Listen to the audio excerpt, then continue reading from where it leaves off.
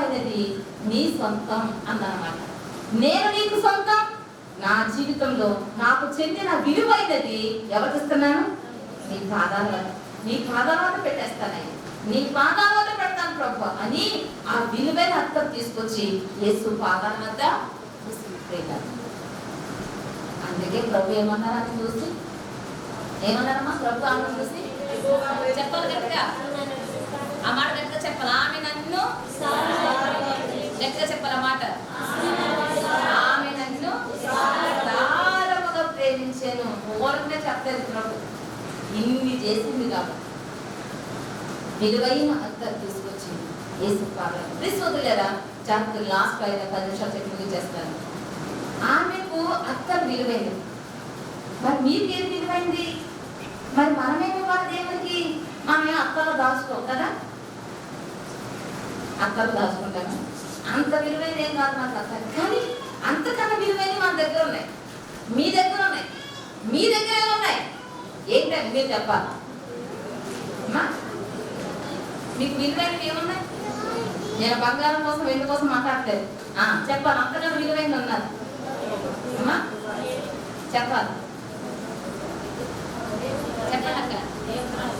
మీకు విలువైన దేవుడికి సంబంధించిన కాదు, మీకు సంబంధించిన అడుగుతున్నాను. మీ సమయం వెరీ గుడ్, విలువైనవి. ఇంకా మీకు సంబంధించినవి విలువైనవి ఏమన్నా మీ దగ్గర? నేను బంగారం వెండి డబ్బు కోసం అడగలేదు. ఇంకా అమ్మా మీకు విలువైనవి సమయం. ఇంకా మీ దగ్గర ఇంకేమి లేవా విలువైనవి? అన్ని విలువ తక్కువ ఏమున్నాయా? మీకు సంబంధించి కొన్ని క్లూ ఇస్తాను. మీ పిల్లలు విలువైనవి కదా? మీ పిల్లలు ఏమా విలువైనవే కదా? మీ జీవితం విలువైందని? ఈ 3 మన దగ్గర ఉన్నాయి. మన దగ్గర అత్తరు లేదు, సెట్ లేదులే, కానీ ఏమన్నా విలువైనవి. అంతకన్నా విలువైంది, అత్తరికన్నా విలువైన, అత్తరికన్నా ప్రశస్తమైనవి మన జీవితం, మన సమయం, మన గర్భఫలం కదా. ఆమె తీసుకొచ్చి యేసయ్య పాదాల వద్ద పెట్టిందంట. మనం తీసుకొచ్చి ఎక్కడ పెట్టాలి అమ్మా? మన జీవితాన్ని ఆయన పాదాల వద్ద సమర్పించాలి. మన సమయం ఆయన కొరకు వెచ్చించాలి. మన బిడ్డల్ని మాట చెప్పరే భయం అవుతుందా? అమ్మో దేవుడి శాస్త్రం చేయాలా, మా ఊడు ఉద్యోగం చేయాలనుకుంటున్నాను, మా ఊడు సంపాదించాలనుకుంటున్నాను. ఇలాగా ప్రభు మనం ప్రేమించిన బిడ్డల్ని నేను ఉద్యోగాలు మానిపించమని చెప్పట్లేదు. దేవుని కొరకు పెంచండి. వారు దేవునికి పనికొచ్చేలా పెంచండి. ఏ పని చేయించుకో దేవుడు చేయించుకుంటాడు, మీకు అనవసరం. దేవునికి పనికొచ్చే వారికి వారిని పెంచండి. దేవుని పాదాల వద్ద వాళ్ళని పెట్టి, ప్రభువా ఇదిగో నా బిడ్డ నీ కొరకు పెంచానయ్యా, వారిని ఎలా నీ పనికి వాడుకుంటారో వాడుకో ప్రభు. దేవుడు కొంతమందికి ఉద్యోగాలు ఇచ్చి ఉద్యోగం చేస్తూ సేవ చేయించుకుంటాడు. కొంతమంది కాదు ఫుల్ టైం నా కోసమే పని చేయమంటాడు. దేవుని ఇష్టం. కొంతమంది దేవుడు చక్కగా రకరకాల భాషలు నేర్పించి బైబిల్ తర్జుమా చేయడానికి ఉపయోగించుకుంటాడు. కొంతమందికి తర్జుమా చేసి వాక్యాన్ని అందించేలా దేవుడు వాడుకుంటాడు. కొంతమందికి ఒక మంచి వైద్య వృత్తి నేర్పించి కొంతమందికి వైద్యం చేస్తూ సువార్తలు ప్రకటించే అవకాశం ఇస్తాడు. ఒక్కొక్కరికి దేవుడు ఒక్కొక్క విధంగా, ఎవరికి దేవుడు ఎలాంటి పరిచయం అప్పగిస్తాడో మనకు తెలియదు. కాబట్టి మీరు చేయాల్సిన పని ఏంటంటే వారు దేవునికి పనికొచ్చేలాగా స్కూల్ పంపిస్తున్నారు, చదువుకుంటారని. అలాగే దేవునికి పనికొచ్చే విధంగా, దేవుని పనిలో వాళ్ళు వాడబడే విధంగా దైవికమైన క్రమంలో వారిని పెంచాలి. దేవుని కొరకు మనం పెంచగలిగితే, దేవుని చేతులకు మనం అప్పగించగలిగితే, ఒక రోజున దేవుడు మన బిడ్డలను కూడా బలమైన పాత్రలుగా వాడుకుంటారు. గొప్ప పనిముట్లుగా వాడుకుంటారు. అనుకోవచ్చు, మా పిల్లడికి ఏమొచ్చమ్మా, మా పిల్లకి ఏమొచ్చమ్మా, మా బిడ్డ అంత గొప్పది అవుతుందా, మా బిడ్డ అంత ఉన్నతమైనది అవుతుందా, దేవుడు వాడుకుంటాడా అని అనుకోవద్దు. ఎవరిని దేవుడు ఎలా బలపరిచి వాడుకుంటాడో మనకి తెలియదు. పిల్లగా మీరు మాత్రం మీ బిడ్డల కోసం ఎక్కువ ప్రార్థన చేయండి. ప్రభువా నా జీవితంలో నాకు విలువగా ఇచ్చిన ఈ బిడ్డల్ని నీ పాదాల వద్ద పెడుతున్నానయ్యా. నా బిడ్డల్ని గొప్పని చెయ్యి, ప్రయోజకం చెయ్యి, నీ పరిచయంలో వాడుకో, నీ పనిలో వాడుకో. నా బిడ్డలు నీ చేతికి అప్పగిస్తున్నాను ప్రభా. నీ చిత్తానుసారంగా పెంచే జ్ఞానం నాకు ఇవ్వండి. నా బిడ్డలను కూడా నీ పనిముట్లుగా వాడుకో ప్రభా. అని ఏం చేయాలి? మనం చెప్పాలి గట్టిగా. మనం దేవుడికి సమర్పించుకోవాలి. మన సమయం దేవుడి కోసం వెచ్చించాలి. మన బిడ్డలను దేవుడి కోసం ఈ 3 చేయించాలి. చాలా సందర్భాల్లో దేవుడికి ఇచ్చే సమయం తక్కువ, మన ఇంట్లో పనులకి ఇచ్చే సమయం కదమ్మా ఇవ్వద్దని అనట్లేదు. దేనికి దానికే కేటాయించుకోవాలి. రాత్రికాల సమయం నియమక పూట జరుగుతాయి. ఇది దేవుడి మందిరంలో ప్రార్థన జరిగే సమయం కాబట్టి దేనికి ఇవ్వాలి? ప్రార్థనకి. ఎన్ని పనులను అవతల పాడేసి పరిగెట్టుకుని మందిరంలో కూర్చోవాలి, ఇంటికి వెళ్ళామన్నా చేసుకోవాలి. ప్రార్థన సమయాన్ని, దేవుడి సమయాన్ని మాత్రం మనం ఏం చేయకూడదు? దొంగిలించకూడదు. దొంగిలించి నువ్వు ఏ పని చేసినా అది నీకు విజయవంతం కాదు, అది నీకు నష్టమే. దేవుడి సమయాన్ని, దేవుడికి వస్తున్న సమయాన్ని దొంగిలించి నీ సొంత పనికి కనుక నువ్వు వాడుకుంటే దాని వల్ల నీకు నష్టమే అనుభవిస్తావు. ఏమనుభవించావు? లాభం అనుభవించు.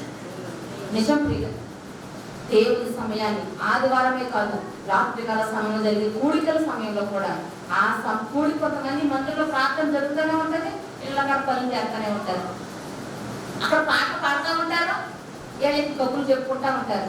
అక్కడ వాక్యం సేవకుడు వాక్యం చెప్పేస్తా ఉంటాడు, కూర్చుని కబుర్లు ఆడుకుంటూ ఉంటారు. ఎంత భయం లేకపోతే చూడండి ఆ పనులు. భయం అన్న పనులేనండి. నిజంగా దేవుని ప్రేమించి పిల్లలైనా చేసే పనులైనా, దేవుని ప్రేమించి బిడ్డలైతే ప్రార్థన మానేసి ఇంట్లో కూర్చొని కబుర్లు ఆడుకుంటారా? ప్రార్థన మానేసి టీవీ ముందు కాలక్షేపం చేస్తారా? దేవుని ప్రేమించి బిడ్డలైన వాళ్ళు సోదరులారా, ప్రేమతో మనం చేస్తున్నాము. దేవుడు తనను ప్రేమించే బిడ్డల కోసం ఎదురు చూస్తుండగా ఆ చూపులో నువ్వు పడాలి. పల్లపాడులో నా బిడ్డ నన్ను ప్రేమించే బిడ్డ, నా మందిరం అంటే కంకాహలాసు, నా మందిరం అంటే పరుగులెత్తుతుంది, నా సన్నిధి అంటే పరిగెత్తుకునే కూర్చుంటుంది. నా బిడ్డ దేవుడు మనం చూసి సంతోషించాలి ప్రియులారా. నిన్ను నన్ను చూసి దేవుడు సంతోషించటం కన్నా మించిన భాగ్యం ఏదీ లేదు. ఒక రోజున ఈ స్త్రీని చూసి చెప్పినట్టు ఊరందరూ పాపి అన్నారు, పరిసయుడు కూడా ఇది ఎవరితో అన్నాడు. దేవుడు మాత్రం అన్నాడు, ఈమె నన్ను విస్తారంగా ప్రేమించింది. ఈ తల్లి నన్ను విస్తారంగా ప్రేమించింది. సిమోను పరిసయుడా, నువ్వు తక్కువగా అనుకుంటున్నా, నువ్వు తక్కువగా అనుకుంటున్నా, నువ్వు తక్కువగా మాట్లాడుతున్నా, నువ్వు తక్కువగా అంచనా వేస్తున్నా. నీకన్నా బెటర్ ఎవరు? ఈ స్త్రీ. మతం అనే మత్తులో ఉన్న నీకన్నా, నన్ను రక్షకుడిగా అంగీకరించే మనస్సు లేకుండా ఉన్న నీకన్నా, నన్ను రక్షకుడిగా అంగీకరించిన ఈ స్త్రీ చాలా ఉత్తమమైనది. నన్ను కనీస మర్యాద కూడా చెయ్యలేని నీకన్నా నన్ను గౌరవించిన ఈ తల్లి చాలా గొప్పది. కాళ్ళు కడుక్కోవడం నీళ్లు కూడా ఇవ్వలేదు నువ్వు, కన్నీటితో కడిగి. తన మీద కొంచెం నూనె కూడా పోయలేదు నువ్వు, కనీస మర్యాద అది. నా పాదాలకు అత్తరు పూసి కనీస నుదుటి మీద ముద్దన పెట్టుకోలేదు. నా పాదాలు పట్టుకుని ఏం చేస్తుంది? ముద్దాడుతుంది. పిలిచిన ఏ గౌరవంగా చూసావు. నీ మనసులో పరిశీలన అహంకారం ఇంకా నీకుంది, కానీ ఈ స్త్రీలో పాపినన్న పశ్చాత్తాపం ఉంది. అహంకారం నీలో ఉంది, పశ్చాత్తాపం ఈ తల్లిలో ఉంది. అందుకే ఆమె నన్ను విస్తారముగా ప్రేమించిందని దేవుడు ముఖం మీదే చెప్పాడు. ఎవరి ముఖం మీద? పరిసయుడు. నిన్ను క్షమించి నీ ఇంటికి వచ్చాను, ఆమెను క్షమించి కూడా సమాధానంతో పంపిస్తున్నాను. ఆమె ఒప్పుకుని సంతోషం కలుగుతుంది. నువ్వు కప్పుకొని నిలబడ్డావు. ఎవరు కప్పుకొని నిలబడ్డారు? పరిసయుడు కప్పుకొని నిలబడ్డాడు. నేనేం చేయలేదు, ఇంత మంచోడు ఎవరు నిలబడ్డాడు. ఈమె ఎవరితో ఎలాంటిదో పక్కోడేమో చూస్తున్నాడు. సోదరి గారు, ఈ స్త్రీ జీవితంలో మనకు అనేక విషయాలు నేర్పిస్తుండగా ఒక్క మాట గుర్తుపెట్టుకోండి, దేవుడిని ప్రేమించే కుమార్తెగా నేను ఉన్నాను. అందరూ చెప్పండి ఒక్క మాట. దేవుడిని ప్రేమించే కుమార్తె, దేవునికి దగ్గరగా చేయించండి. ఏ చిన్న తప్పు మీ వల్ల జరిగినా వెంటనే ప్రభు దగ్గర ఏం చేయాలి? ఒప్పేసుకోవాలి. మీ ద్వారా దేవునికి ఘనత రావాలి. మీ జీవితంలో విలువైనది, అంతేకాదు ప్రశస్తమైనది, అమూల్యమైనది మీ జీవితం, మీ సమయం, మీ బిడ్డలు ఎక్కడ పెట్టాలంట? దేవుని పదాల వద్ద. ఎవరైతే ఈ 5 పనులు చక్కగా చేస్తారో ఒక రోజున ప్రభు అంటాడు, నన్ను ప్రేమించిన కుమార్తె, ఆమె నన్ను విస్తారముగా ప్రేమించింది. కళ్ళ వచ్చండి, కళ్ళు మూసుకుందాం. విస్తారముగా ప్రేమించిన యేసు ప్రభు మన కొరకు తన ప్రాణాలు ధారపోయాను. ఇంకా ఎవరైనా కూడికలో ప్రభు నమ్ముకోకుండా ఉంటే ఒక మాట చెప్తారు, యేసయ్యా నువ్వు విస్తారంగా ప్రేమించిన కొరకు నీ ప్రాణం ఇచ్చాను, నేను కూడా విస్తారంగా ప్రేమిస్తానయ్యా, నీ బిడ్డగా బ్రతుకుతానయ్యా, నువ్వు క్షమించి నీ బిడ్డగా చేర్చుకోమని అడగండి. శబ్దయంత్రం ద్వారా వాక్యం విన్న వాళ్ళారా, మీరు ఎక్కడ ఉండి వాక్యం విన్నా ప్రభు మిమ్మల్ని దీవించిన కాక. ప్రభు నమ్ముకొని ఆశ మీకుంటే, ప్రభుని ప్రేమించే బిడ్డగా మీరు ఉండాలంటే ఒక్క మాట ప్రార్థన చేయండి. యేసు ప్రభు నన్ను క్షమించు, నా పాపాన్ని మన్నించి నీ బిడ్డలను అంగీకరించమని ప్రార్థన చేసుకోండి.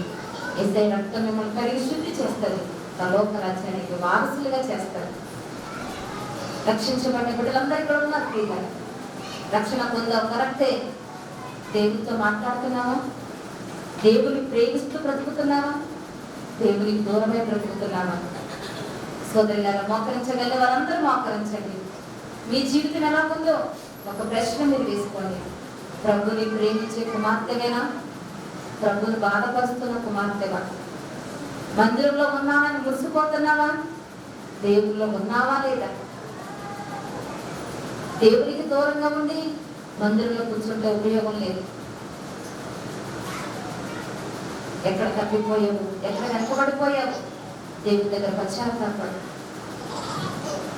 ప్రభు పనిలో చేతులు వేసుకున్నా నువ్వు వారం అంతా సరిగ్గా జీవిస్తున్నావా? వద్దన్న వాటిని చూస్తున్నావా? చేయకూడని పనులే చేస్తున్నావా? దేవుడు బాధపడే పనులు చేస్తూ దేవుణ్ణి ఆరాధించడానికి ముందుకు వస్తున్నావా? జాగ్రత్త, అది నీకు నష్టం. తప్పును కప్పుకున్న పరిసైలా ఉండదు.